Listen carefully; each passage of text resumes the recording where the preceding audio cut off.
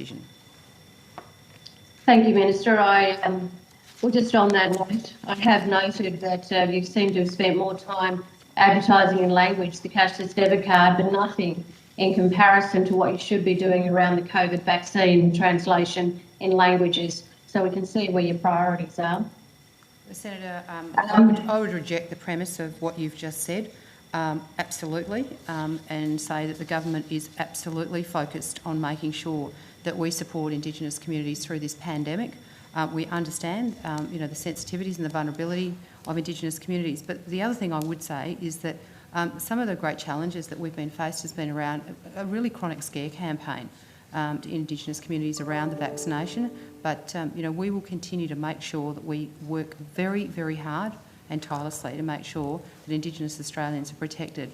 And I think to suggest otherwise is particularly offensive. Well, as offensive as you might feel it is, Minister, with the greatest of respect, the Health Department, which I'll raise certainly tomorrow, was asked back in February in terms of translations for Aboriginal and Islander communities.